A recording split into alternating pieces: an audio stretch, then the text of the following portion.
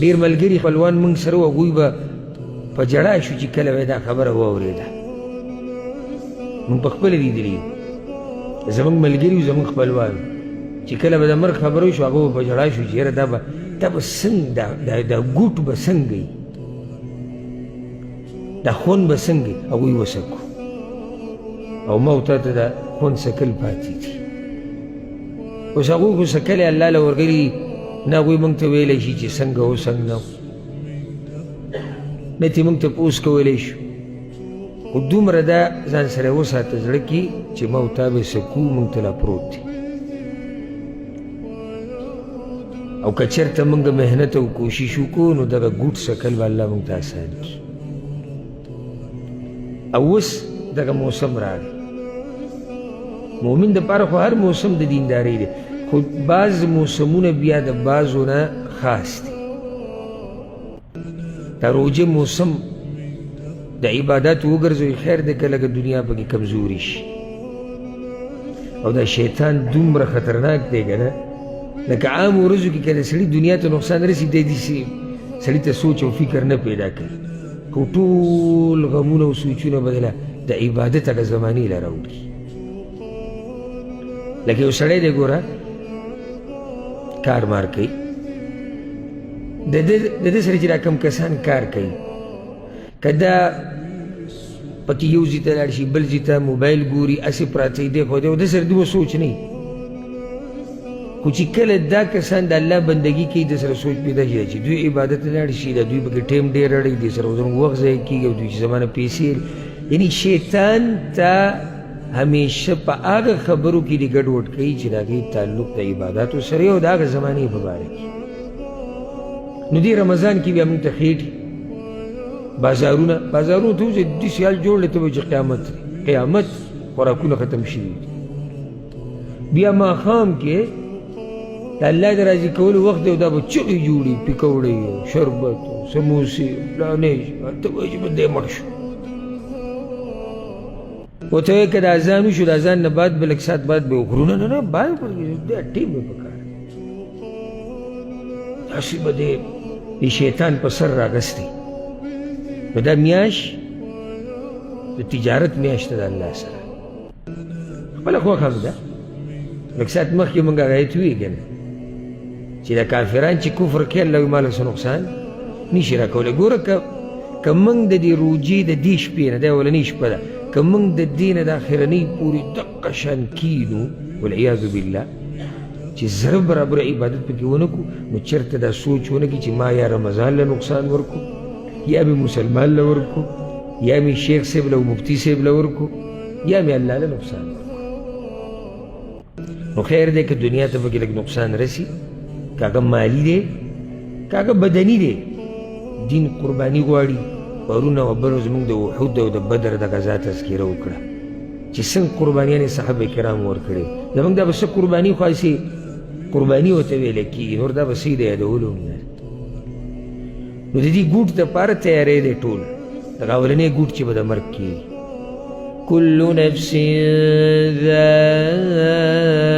ذائقة الموت، هر ساواله سکون کې د مرګ دی. وإنما توفون أجوركم يوم القيامة، او یقینا پورا به درکړی کېږي تاسو ته اجرونه ستاسو په ورځ د قیامت. دې کې دوه خبرې دي. یوه یاره یو سړی وایي زه مرګ به راځي، راځي شي څه چل به وشي، مرګ دی راځي دی. الله وایي نه، د مرګ نه بعد بیا قیامت کې الله ته ودرېږي دي، هسې مرګ نه دی، وروسته حساب کتاب دی. دویمه مؤمن دپاره زیرې، د بېدینه کافر مجرم منافق دپاره پکې یره چې ګوره څه چې کوي د دې پوره بدله د قیامت په ورځ میلاویږي.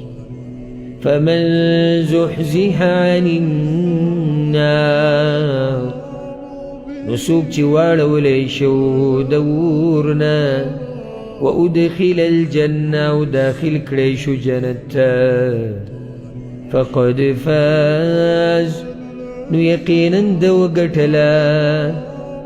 دا اعلان ګوره د الله دی ښه، فقد فاز. وی ګټله په میچ کې، وی ګټله په مزدوري کې، وی ګټله په ډیوټۍ کې، وی ګټله په سبق کې. نه نه، دا هغه ګټه نه ده، حقیقي ګټه چې کومه ده الله هغه ده ترلاسه کړې ده. فقد فاز. د دې پته موږ ته کله ولګي پته تشتي دا ته یو خبره وکړو ډېره عجیبه ده چې کله د قیامت په ورځ د جنت په دې غټو دروازو باندې ګڼه جوړه شوه که نه، بیا به پته ولګي چې ګټله بیلل ساته وایي. چې کله په دغه غټو دروازو باندې ګڼه جوړې شور پې جوړې خلک ورننوځي او دن هم پکې نه وي. او چې کله جهنم ته دا خلک ګزارلی کېږي او دې ته الله بچ کړي او په پل صراط راوړي جنت ته ورننوځي کنه ته به پته ولګي فقط فاز څه معنی ده. زه به تاسو ته فقط فاز څه وضاحتونه کوم، خو لنډ دغه دی چې کله چې په هغه دروازو باندې ګڼه جوړه شو بیا به پته ولګي څوک پکې دی او څوک پکې نه دی. او دا صرف د ارمانونو خبرې نه دي چې زه غواړم دغه ګټه ډډه مې لګولې د خوبونه کوم. ما له سخت تعجب راشي او غوسه هم راشي، لکه یو ورځ یو دا ونه وي چې زما ښه ټیټ پیسې په کار دي خو خوب به وکړم تلی نه شم. یو داسې نه وایي. او چې د جنت او د دین او د الله د راضي کولو خبر راشي هر یو وایي زه به الله غفور رحیم دی او یو انسان لږ کمزوری هم دی. دا څه جدا پالیسي نه ده. د دنیا دپاره پالیسي یو شان چلیږي، د آخرت دپاره بل شان چلیږي. زه پوه نه شوم په دې. که چا ته پې ډېر علم وي او پوه وي موږ دې بل پوه کړي چې موږ هم ډډې ولګو چې زه آخرت په دې میلاوي. ومن اراد الاخره، سورة بني اسرائیل کې الله ومن اراد الاخره وسعى لها سعيها. او څوک چې آخرت غواړي او د هغې د ترلاسه کولو دپاره کوشش وکړي منډه ووهي. دی نه دي وایي چې خپه په خپه واچوي چې الله غفور رحیم. روژه راغله زه به روژې به پکې نیسو او د بعضو دا روژې داسې ماښام ته پاو ساعت پاتې راپاسي لا جګړې پکې هم کوي. ته به چې دا روژه ما له یا تا له نیولې ده په پاو ساعت کې به دې دا دې کال له اوږدې نه او څو پاتې شوي او څو لاړې او سترغلي به راپړسېدلي او بې سیره بې برکته مخ به ورب الکعبه د دې خلکو په مخ کې تیاره پرته وي که نه، په دې مخ کې تیاره پرته وي. سړي ورسره ناستې ته زړه نه کېږي. او بیا چې پکې لا دا ووایي چې د نسوار نه دي لګولي، د سګرټ نه دي کشي نه دی کړی، د سره خبرې مه کوه غوسه دی.